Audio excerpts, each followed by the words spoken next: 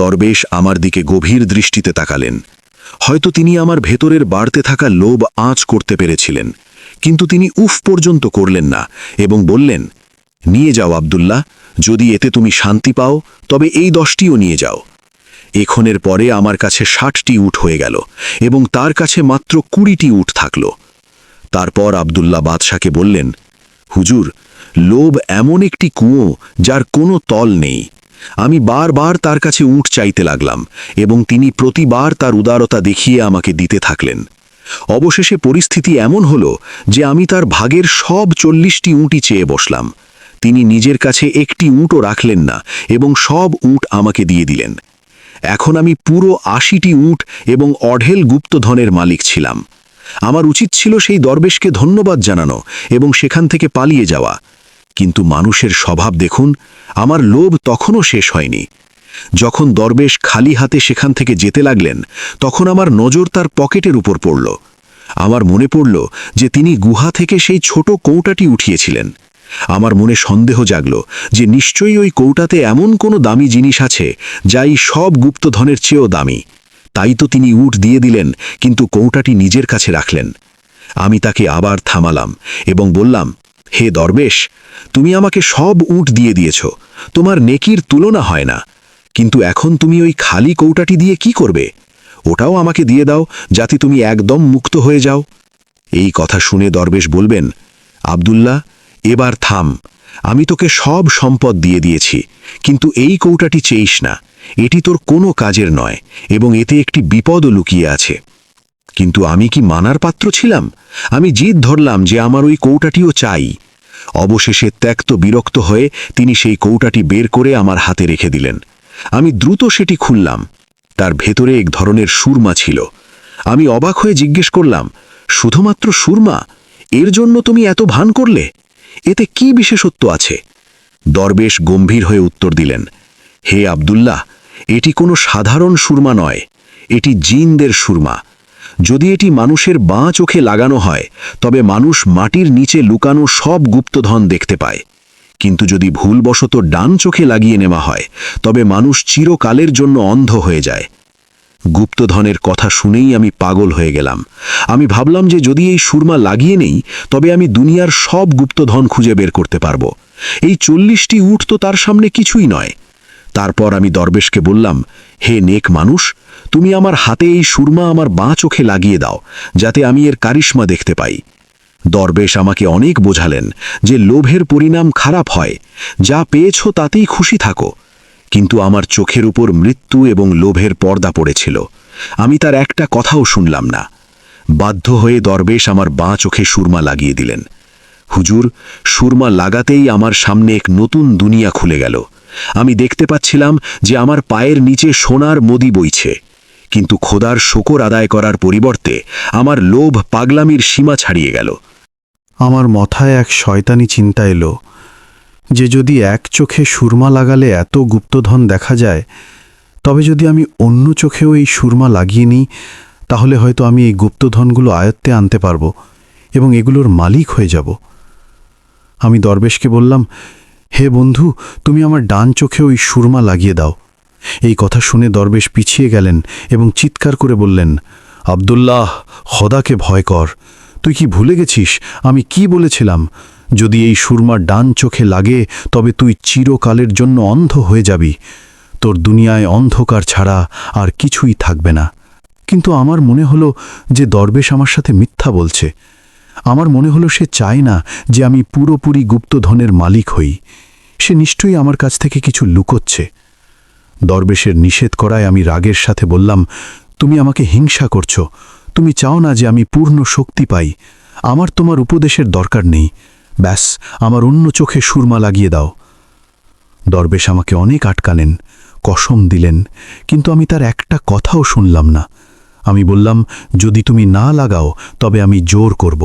অবশেষে দরবেশ হতাশ হয়ে বললেন, ঠিক আছে আব্দুল্লাহ, যদি তোর কপালে এটাই লেখা থাকে তবে আমি কি করতে পারি? নে, ভোগ কর নিজের কর্মফল। তারপর দরবেশ তার কাঁপানো হাতে সুরমা নিলেন এবং যেই আমার ডান চোখে লাগালেন, জাহাপনা সেই মুহূর্তেই আমার সামনে গভীর অন্ধকার নেমে এলো। সেই গুপ্তধন, সেই মরুভূমি, সেই উট, সেই আলো সব কিছু অদৃশ্য হয়ে গেল। মনে হলো যেন কেউ আমার চোখের আলো চিরকালের জন্য নিভিয়ে দিয়েছে। আমি চিৎকার করলাম, হে দরবেশ, এটা কি হলো? আমি তো অন্ধ হয়ে গেলাম, আমি কিছু দেখতে পাচ্ছি না। দরবেশ আফসোস ভরা গলায় বললেন, আমি তোকে সতর্ক করেছিলাম, কিন্তু তোর লোভ তোকে অন্ধ করে দিয়েছে বাবা। আব্দুল্লাহ বললেন, জাহাপনা, আমি মাটিতে পড়ে ছটফট করতে লাগলাম। আমি কাঁদতে কাঁদতে দরবেশের পা জড়িয়ে ধরলাম এবং মিনতি করতে লাগলাম, হে নেক মানুষ, আমাকে ক্ষমা করে দাও। আমি আমার সব কিছু তোমাকে দিচ্ছি। এই ৮০টি উর, এই সব সোনা, সব নিয়ে নাও, শুধু আমার চোখের আলো ফিরিয়ে দাও। আমি ভিক্ষা চাইছি। দরবেশ আমার হাত ছাড়ালেন এবং কঠোর স্বরে বললেন, আব্দুল্লাহ, এখন অনেক দেরি হয়ে গেছে। এই অন্ধত্ব তোর শরীরের নয়, তোর লোভের। দুনিয়ার কোনো সম্পদ এখন তোর আলো ফিরিয়ে আনতে পারবে না। এরপরে যা হলো তা ছিল আমার লোভের সবচেয়ে ভয়ানক পরিণাম। সেই দরবেশ আমার চোখের সামনেই আমার সব ৮০টি উটের রশ্মি ধরলেন এবং সেগুলোকে নিজের সাথে নিয়ে গেলেন। আমি যেসব গুপ্তধন জমা করেছিলাম তা আমার হাতছাড়া হয়ে গেল। আমি মরুভূমির তপ্ত বালিতে একা, অন্ধ এবং লাওয়ারিশ পড়ে রইলাম। আমি চিৎকার করতে থাকলাম, কিন্তু আমার আওয়াজ শোনার মতো সেখানে কেউ ছিল না, কেবল নিস্তব্ধতা ছাড়া। আমি বেশ কয়েকদিন ধরে সেই জনমানবহীন প্রান্তরে ঘুরতে থাকলাম। ক্ষুধা ও তৃষ্ণায় আমার প্রাণ যাওয়ার উপক্রম হয়েছিল।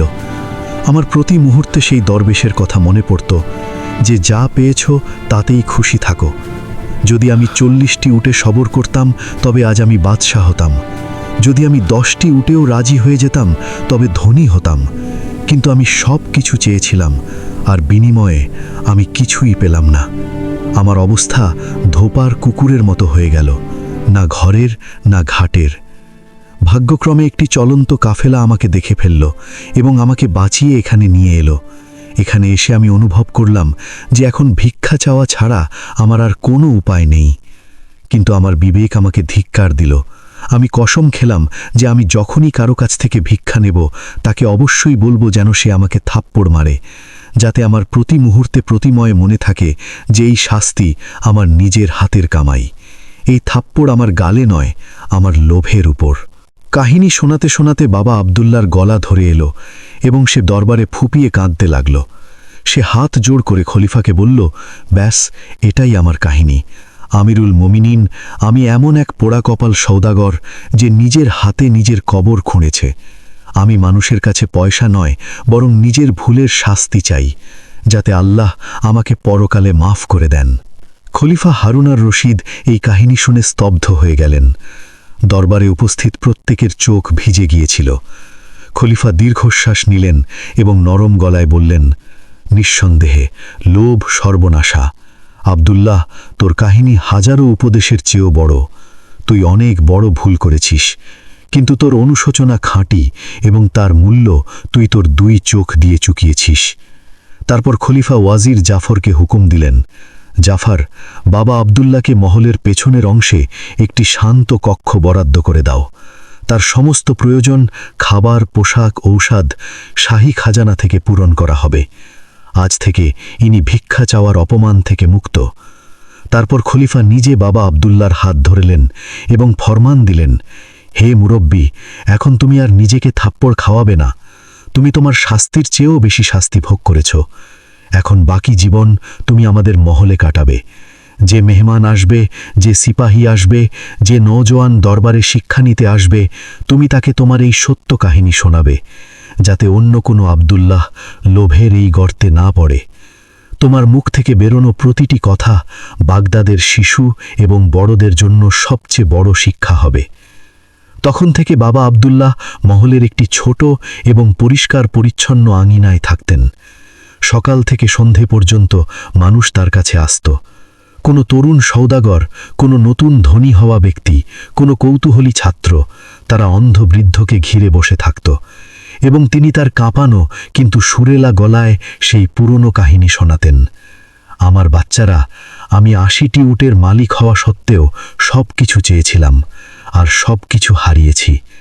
আল্লাহ যা দিয়েছেন তাতেই শান্তি আছে। লোভের চোখ কখনো ভরে না, আর যে চোখ লোভে ভরে যায় একদিন সেই চোখ আলো থেকে খালি হয়ে যায়। আর প্রতিবার গল্প শেষ হতেই পুরো আঙিনা নিস্তব্ধতায় ডুবে যেত। তারপর কোনো যুবক কাঁদতে কাঁদতে তার হাতে চুমু খেত এবং কসম খেত যে সে কখনো অন্যের হক মারবে না।